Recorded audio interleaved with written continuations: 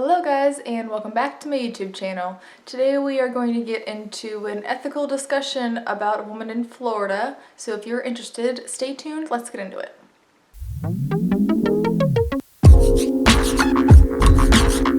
Quick disclaimer before I start. This is a cautionary tale about why you should have a living will for yourself and for you and your partner when you are married. This is a very blatant, obvious reason why you should have these things laid out when you're young, so that when anything were to happen to you, it's already there. And today we are talking about a woman named Terri, and she lived down in Florida, and unfortunately something did happen to her, and then a 15-year-long battle between her family members and the court system ensued thereafter. Terri Schiavo was born Terri Schindler on December 3rd, 1963, in a suburb of Philadelphia, Pennsylvania. She was a young, beautiful woman. She did have a little bit of extra weight at the time, but she was very confident, and by all accounts she was a lovely child and always very happy and bubbly. After high school, she went to Bucks County Career Center where she met her husband Michael Schiavo, and they met in 1982 and later married in 1984. Now her parents moved to Florida in 1986, so they moved along with them to just stay close to them and have some family down in Florida. Throughout her entire life, she has battled with her weight, but now that she's an adult, she is still struggling, and she did turn to having an eating disorder in order to manage her weight. So at this point in her life, she did develop bulimia. So let's take a quick detour and talk about what bulimia actually is and how it is defined in the DSM-5. So the first criteria to be diagnosed is that you have recurrent episodes of binge eating.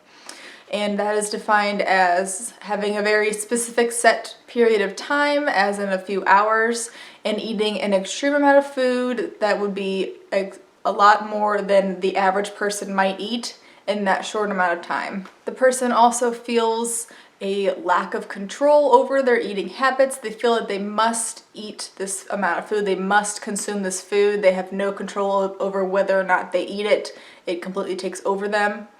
And they will also have to have reoccurrent episodes of compensating for the potential weight gain. So this is how it becomes a weight loss instead of a weight gain, by excessive vomiting, improper use of laxatives, improper use of diuretics. They might also fast for a long period of time, and they also might resort to extreme exercise. So in order for a person to be diagnosed, they have to have both of these behaviors, and they have to do it for at least once a week for a period of 3 months or more to be officially diagnosed with bulimia. Some general signs and symptoms of bulimia include frequently going to the bathroom, especially after eating, and you might notice calluses on their knuckles and fingers and discoloration of their teeth from making themselves vomit.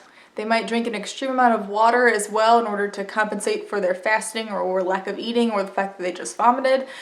You may also notice an odor of vomit if they are someone who does that really frequently. You might notice that they smell like that as well. They will often skip meals, be very uncomfortable eating in front of people, and have unusual food rituals, including not letting your food touch, only eating a certain food group, and only eating at a certain amount of time. So with extreme amount of vomiting comes a imbalance in your electrolytes, which we will get into later, but this is a side effect of vomiting for any reason, including being bulimic or just being sick or having something else wrong that would cause you to vomit. So Michael and Terri have been married for a few years now, and they're looking to have a child.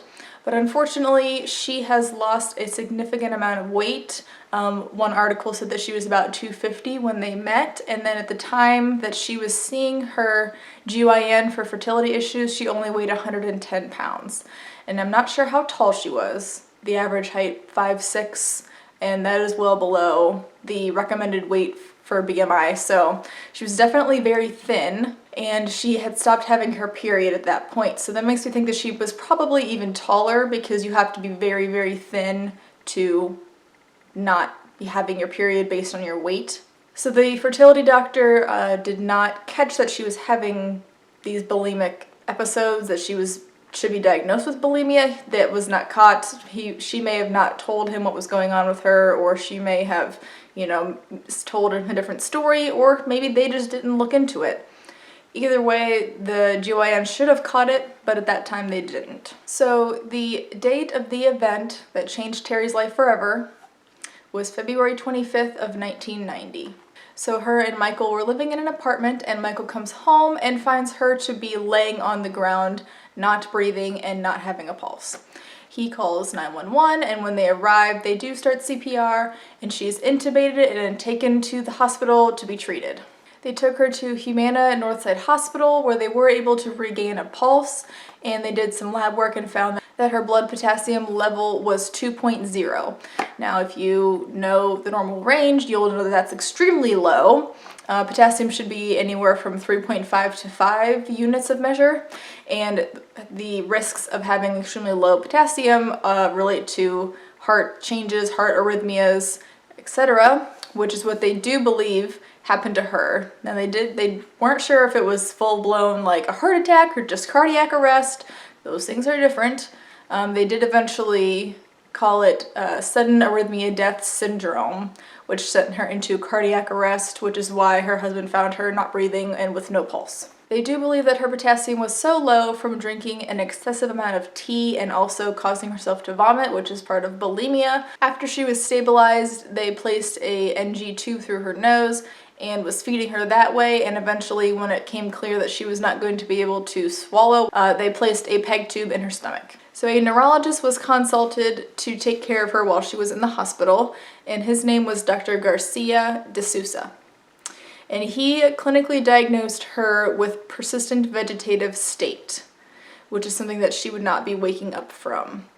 And they also had an internist taking care of her as well while she was there, and this doctor was also her primary doctor, and that was Dr. Victor Gambone. He also came to this conclusion independently of the neurologist that she was in a persistent vegetative state, which is something she would not wake up from. Now, I did find some video clips of her while she was being treated, and she is awake and she is, interacting. She at one point was responding to therapy. Lack of oxygen left Schiavo with severe brain damage and in what doctors call a persistent vegetative state, or PVS, a condition in which the parts of the brain that control thinking and awareness are damaged or destroyed. Only the brainstem, which controls basic reflexes like breathing, remains. As you'll come to find, this is a very, very complicated case, and this is why you need to have a living will laid out before you die, before anything happens to you, and you don't have to be old to have a living will. You should have a living will, no matter how old you are. It doesn't mean that you're signing a DNR and you'll never get treatment ever again. But if something happens like Terri's case, where you suddenly just drop and they're not able to restore your brain function fully, and you're living on a feeding tube and you have a power chair and you're not able to make your own decisions, you're not able to communicate, is that the kind of life that you want? That's a personal decision that you have to discuss with your family or trusted friends, how you tell them what you want, and then have it written out and signed by a lawyer. And you could save your friends and family the heartache that this family had went through 15 years after this happened to her in 1990. So this happened in February, and from then till November of 1990, she was in rehab facilities trying to get speech and language and getting her physical therapy back, occupational therapy, when the family found a experimental treatment in California that might be able to help her. At this point, Michael and the Schindlers, her parents, are still on good terms, and actually Michael was living with them at the time because he was paying for Terri's treatment and her facility to live in. So Michael took her to the University of California in San Francisco for this experimental nerve treatment that was supposed to help regain some of her function. It unfortunately did fail, and at that point, after many months of trials, she and Michael moved back to Florida, and he put her in an assisted facility where she did receive physical therapy, occupational therapy, and other types of rehab while she was there, and she stayed there until 1994. So in 1992, Michael decided to sue the doctor, the GYN, that did not catch her eating disorder. And this is completely understandable, and he did win this case.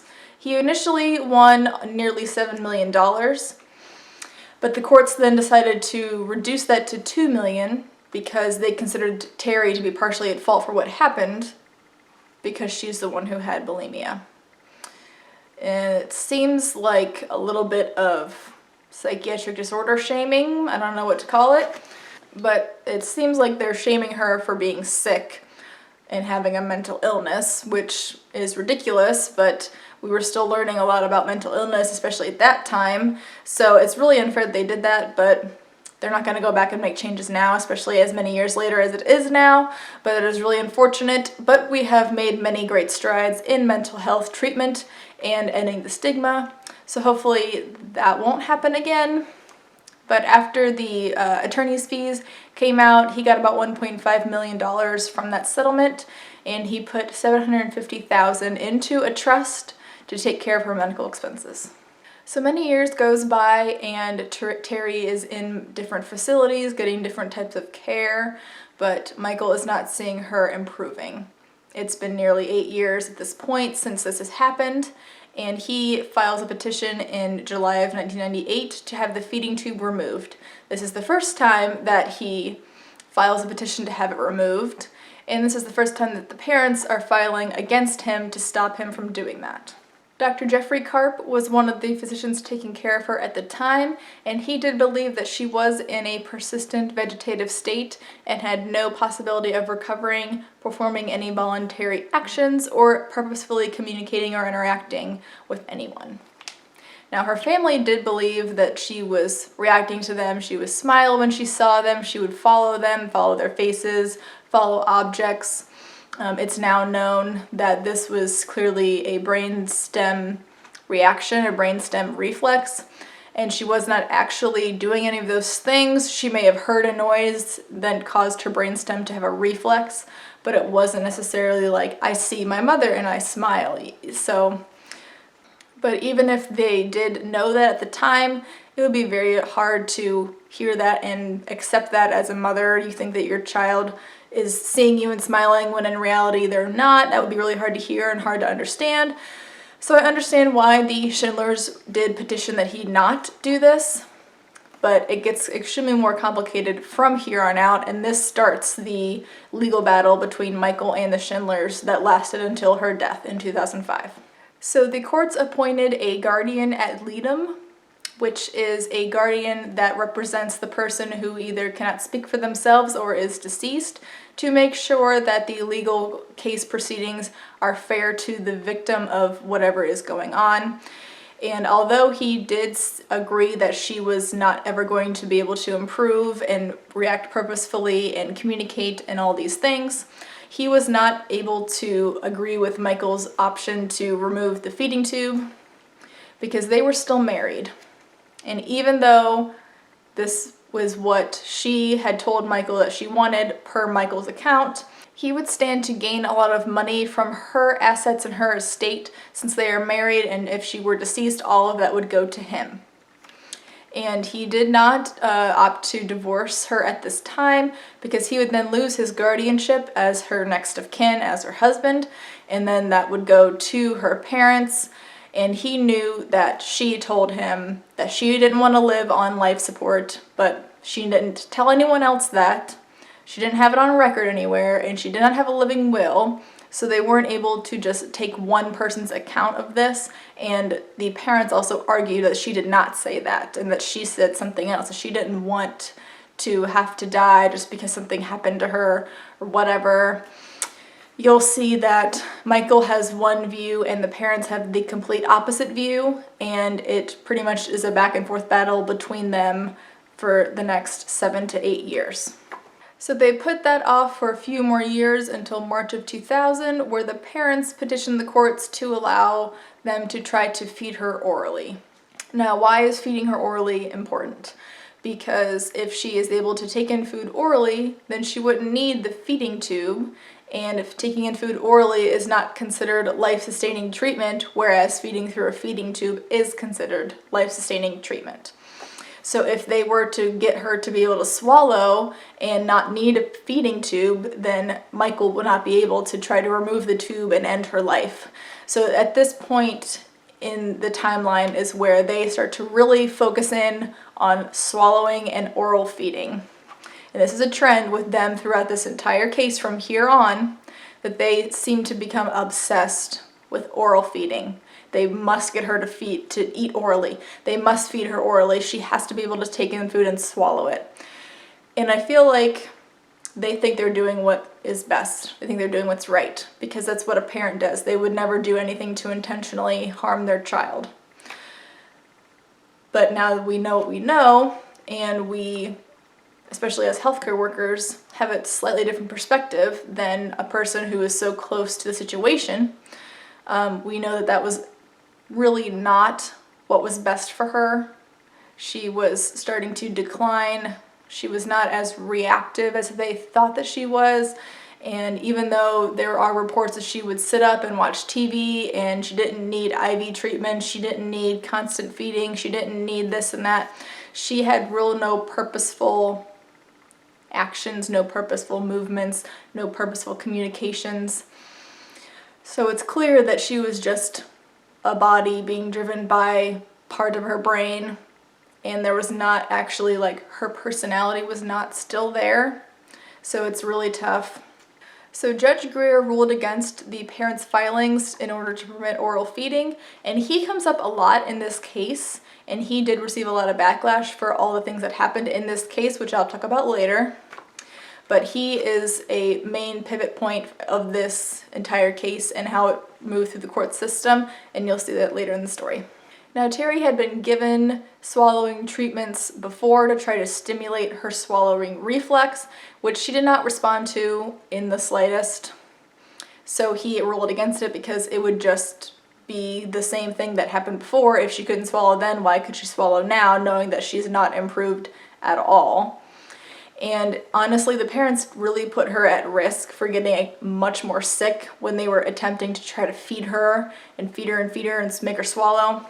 Because if you don't swallow, where does the food or liquid go? Right into your lungs. So aspiration pneumonia is a very complex and very often suddenly onset situation, which can be deadly, especially for someone who's not moving around. Like Terri, in her situation, she had really no movement. She couldn't walk. She was in a wheelchair that had to be propelled by someone else. She didn't even move the chair herself. So that could have put her at a serious risk for death just trying to make her swallow. I understand what they were trying to do, but that was just going to make it much worse for her if she were to get sick. In the same year, the parents challenged Michael's guardianship, because they felt that he was wasting resources and that he wasn't doing the best that they felt that she needed. They were also really upset that he has since moved on and has a girlfriend and they have a child together. I understand why they're upset, because technically him and Terri are still married, but it has been 10 years since this had happened to her, and he knew that she was not still there. In his mind, she was not still there. Her physical body was there, but her mind was not. So even though technically he was in a relationship outside of his marriage, he did not feel that she was even still there, and she was not even able to perform, the role of being a wife. So they were upset that he had a new relationship and had a new baby and everything else. So they didn't want him to still be her guardian, but he refused to relinquish his guardianship, and he did refuse to divorce her because he knew that he wanted to do what he felt was right for Terri, and he had the power to do that, so he did not relinquish that role. So in April of 2001, the PEG tube, the feeding tube, is supposed to be removed. The parents file yet another motion to have it not be removed, which is something that you will see them do many times throughout this case. They continually file motions against removing the feeding tube. They claim that they had new evidence of Terri's wishes as far as how she'd want to be treated if she couldn't speak for herself, but Judge Greer, whom we just talked about, denied this motion. Short of you having video evidence, written and signed and witnessed evidence, what he said, what she said doesn't cut it in court. So they did not have any actual physical evidence that she said one thing or the other, so he denied their motion. At this point, the court did hold off on ruling on the tube itself, and they gave the parents time to refile a different case, and they ended up suing Michael in civil court for how she was treating their daughter. So the judge that was taking care of that case in the civil court put an injunction on the tube removal until they could solve the civil court case. So this all happened in April, and on April 24th, the tube was removed. But since that judge then filed the injunction, the tube was replaced 2 days later on April 26th of 2001. So this is the first time that our tube was removed and then replaced. You will see another trend with this. Michael did appeal the replacement order, but the tube was not yet removed because they were still solving through all these legal cases. It takes a very long time, especially in the American court system. So unfortunately, this did take a lot of time, and the tube was then replaced, so they weren't able to remove it for a while they were working through all the court cases.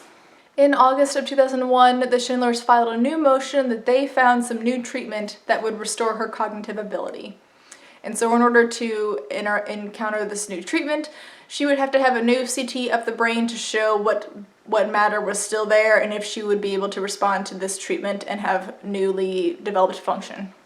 The Schindlers also filed that Judge Greer recuse himself, and I really think that it was a personal issue between the Schindlers and Judge Greer. I feel like that they did not feel that he was siding with them, or maybe they didn't feel that he was fair, so they asked him to recuse himself, but he chose not to because he felt that he was being fair to Terri and in correspondence with the Florida law, so he did not recuse himself from this case.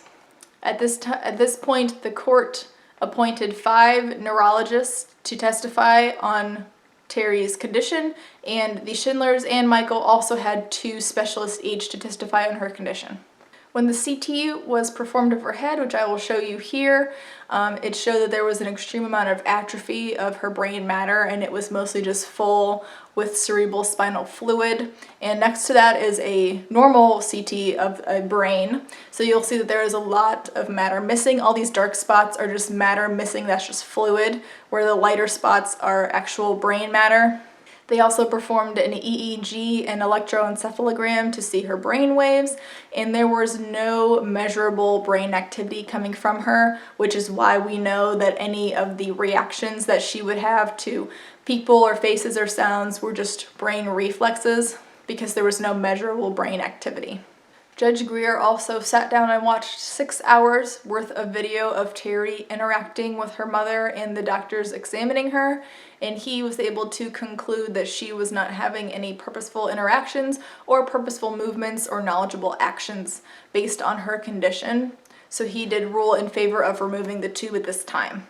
So all this is being litigated and many years pass, and it's now 2003 and the Schindlers are out of options. So instead of agreeing with science, they chose to find an activist to help them lobby with the public sector to save their daughter. They enlisted the help of a pro-life activist named Richard Terri, and he did petition the court to stall the removal of the tube. So this is them, once again, filing a motion to not have the tube removed. At this point, they presented 3 signed affidavits from speech pathologists and speech therapists, and 2 signed from nurses relating to Terri's condition. Nurse Carla was one that took care of her, and she testified that she was able to feed Terri orally, but that Michael told her not to, and then Michael made her stop. This was ordered from the facility to all the staff caring for her that they were not to feed her orally. Judge Greer denies all of these affidavits because he knew that this would have came out in the 2000 case, not in the 2003 case, if it was actually true, and he believes that this was something that they tried to make up in order to save their daughter's body. He felt that this was an attempt for them to just relitigate the entire case, and he was really not up for that. It had already been litigated, so you really can't, try the same thing twice. It's already been litigated, and it was done rightfully so. In October of 2003, October 15th to be exact, her tube was removed for the second time. At this point, the Schindlers have really exhausted all of their options, and they have nothing left to do in order to save their daughter's body. But the state representative of Florida, Frank Atkinson, passed what was known as Terri's Law. And Terry's law gave the governor of Florida, Jeb Bush at the time, power to interact with Terry's case and to make changes. So now that Governor Jeb Bush had the authority over this case, he put in a stop to the removal and had the tube replaced.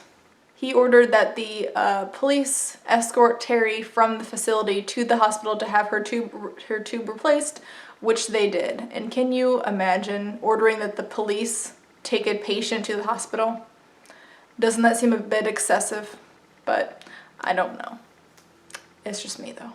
At this point, a new guardian at Leadham was appointed, but this did not change Michael's guardianship status in any legal manners, and he did not put any roadblocks in Michael's way to have her tube to be removed for a third time. So Michael did appeal Terry's law at this point, and the Schindlers were trying to continue forward with Terry's law, but Judge Baird, who was assisting with this case, denied them and saying that it was unconstitutional. So Terry's law was overturned at this point, but in 2004, in May of 2004, that same judge who claimed that Terry's law was unconstitutional did strike down Terry's law, but Governor Bush overrode him, sent that to the Supreme Court of Florida, to where it was also considered unconstitutional by the Supreme Court of Florida. So in February of 2005, the Schindlers filed yet another motion to feed Terri orally. I don't understand where they're coming from at this point. They know that doesn't work. They know that doesn't work. It's been tried many times. Why are they continuing to try when they know it doesn't work? I think at this point they're just grasping at straws because they are so desperately wanting their daughter to come back to them. And unfortunately, that is not going to happen with what we know about her brain condition at this point in her life. But nonetheless, they push forward with this appeal to have her being treated and have swallow therapy because they think that they discovered this brand new therapy that works on people. And although this therapy that they tried does work on people, it has never been proven to work on people in a persistent vegetative state. Judge Greer strikes down this motion. He thinks this is absolutely ridiculous. You can't bring 33 signed affidavits saying that this is going to work when we know about her condition and we know where she's at in her progression of this disease, and we know that she's not going to be able to swallow. So where did you buy these affidavits? Because there's no way that 33 doctors thought, yeah, she could probably swallow when they just look at her medical history in general. So he was not pleased with them at this point. He did order for the tube to be removed, and this is the third time that it will be removed. The Schindlers refiled this motion because that's what they do, and Judge Greer denied it because that's what he does. Judge Greer ordered for the tube to be removed March 18th of 2005, which was a Friday, and it was removed at that point. So March 20th was the Sunday following, and that happened to be Palm Sunday. President George W. Bush got wind of this case and decided to escalate it to federal court. He did even leave his vacation in Texas to come and sign the bill to have it be pushed through to federal court. This rash enactment of this new case was known as the Palm Sunday Compromise, and it was put into effect on that following Monday, March 21st, 2005. It worked its way all the way to the Supreme Court. All of the Schindler's motions were denied, and the Supreme Court did ultimately deny replacing the feeding tube. This was an extremely politically polarized case. It turned really into a pro-life versus pro-choice test, and a lot of politicians made a lot of money off of this case, and they had a lot of political gain from this case by choosing one side or the other and rallying for one choice or the other, and many of them had a very easy time becoming reelected because of their viewpoints on this particular case. So maybe they did not even care so much about what happened to her, but they knew it was going to benefit their career, so they made some statements. It's not unbelievable to think that, but we don't know. March 24th, 6 days after the tube has been removed, the Department of Children and Families tried to file a petition to take her into their care and replace the feeding tube, which Judge Greer denied for the 100th time. He put out a very serious order that she not be removed from the facility where she's staying, and he called for all police personnel to follow this rule, and by any means necessary, she will not be removed from the facility where she stays. This is a very powerful move that he made, and at that point, Governor Jeb Bush realized that he was pushing it too far, and that if he were to order that she'd be removed, there could be a literal firefight between police officers from the same state. So he opted to drop the case at this point, and he was not going to continue to pursue her feeding tube to be replaced. And honestly, I think this was the right choice, because I feel like the only person who's fighting for Terri's actual well-being is her husband, Michael. Her family, I'm sure, feels a lot of guilt and feels a lot of sadness and anger at the whole situation, but they're not the ones sitting in the chair. They're not the ones not being able to communicate, not being able to eat, not being able to talk, choose what she wants to do, or even move her own hand. That's not them, that's Terri. And they are just fighting to keep Terri around because they love her, but she is not in any kind of condition to reciprocate that love. And Michael sees that. So Michael is fighting for what he believes is right. And it's a very tough situation, and it's really hard to make rational decisions when you're so close to the situation. But I really think Michael was doing what he felt was best, and I really support Michael's choices throughout this case and even afterwards. March 31st, 2005, Terri did pass away in the Polinas Park Hospice Center, and she did have an autopsy that was performed the very next day. The autopsy showed extensive brain damage, and that there was no possible way that she'd ever be able to swallow again because of the parts of the brain that had been degenerated so much. Her brain weight was nearly half of what it should be for an adult woman her age. No amount of therapy was going to rehabilitate her back to normal. No amount of treatment was going to rehabilitate her back to normal. This was her new normal, and this was not how she wanted to live, per Michael's statements. Her heart did show healed inflammation, which they did rule out a myocardial infarction or heart attack, but they said it was potentially myocarditis, which could have been a result of the eating disorder. Although the medical examiner did not note any signs of bulimia, she has not technically been bulimic for 15 years, so any signs that she may have had probably have healed. Also, the parents were speculating that Michael strangled her, and that's why she passed out, but there was no neck trauma shown in the autopsy, which there wouldn't be because it would have healed by that point. But also, when she was resuscitated in 1990, there was no signs of trauma to her body, so the accusation that Michael strangled her was ruled out. Ultimately, on the day of her cardiac arrest, she suffered an extreme anoxic brain injury. So technically the cause of death was undetermined, but that brain injury sent her in the downward spiral that she started on that day, and how she would never recover. Michael had her cremated and opted to have her ashes buried in their hometown outside of Philadelphia, Pennsylvania. The parents were not happy about this, and that they were supposed to be informed where she'd be buried. Michael apparently did not do that. But I think the parents would have fought him about nearly anything and everything. So this is the picture of her headstone, and it reads, Teresa Marie Schiavo, beloved wife, born December 3rd, 1963. Departed earth, February 25th, 1990. At peace, March 31st, 2005. I kept my promise. So this was Michael's way of saying that he knew that what he was doing was right to his wife, and he was going to keep that promise to her no matter what. So even though this case took 15 years to come to fruition, he did what was right by his wife. And I appreciate his strong will and hard work, because this is a very long and complicated and confusing and tiring case, an exhausting case. It's exhausting me just telling you about it, and I wasn't even involved. Obviously, the Schiavos and Michael are no longer on speaking terms because of what happened, and many of them have written books and written articles about what happened and how the case played out.